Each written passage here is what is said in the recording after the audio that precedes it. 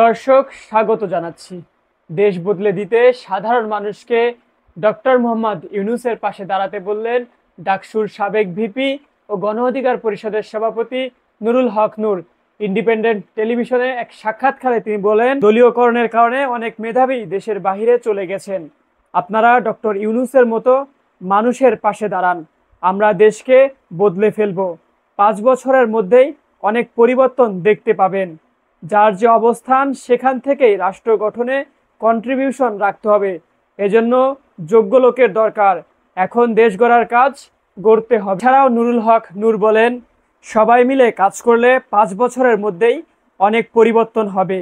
এই মুহূর্তে আমাদের লিডার ডক্টর ইউনূস, তাকে সবাইকে সহযোগিতা করতে হবে। আগামী 3 মাসের মধ্যে নির্বাচন দিতে হবে। যদি বিশেষ পরিস্থিতি প্রয়োজন হয় হয়তো আরও 1 মাস লাগতে পারে।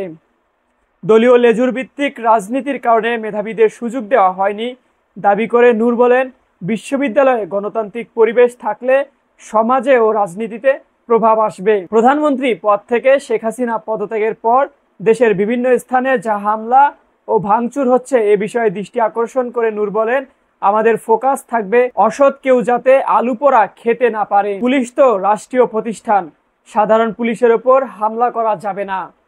আমরা এটা নিয়ন্ত্রণ করব। আমরা বলেছি কোনো রাষ্ট্রীয় প্রতিষ্ঠান ভাঙা যাবে না। নুরুল হক নূর বলেন, আমরা দেখেছি অনেকগুলো টেলিভিশনের অফিসে ভাঙচুর করা হয়েছে। এটা করা যাবে না। এটা আন্দোলনকারীদের কাজ না। যারা এগুলো করেছে তাদের বিচারের মুখোমুখি হতে হবে। যদি কেউ অপরাধ করে তার বিচার হবে। নূর বলেন, আমরা দেখেছি অনেকের বাড়িতে আক্রমণ হয়েছে। বাড়িতে আক্রমণ কেন? তবে এটাও মনে রাখতে হবে, এটা আমজনতার কাজ নয়, এর পেছনে রাজনৈতিক মদতও থাকতে পারে। গত জানুয়ারি মাসে জাতীয় নির্বাচনে জয় নিয়ে টানা 4র্থ মেয়াদে ক্ষমতায় আসেন শেখ হাসিনা। তবে কোটা সংস্কার ঘিরে জুন মাসে শুরু হয় ছাত্র বিক্ষোভ।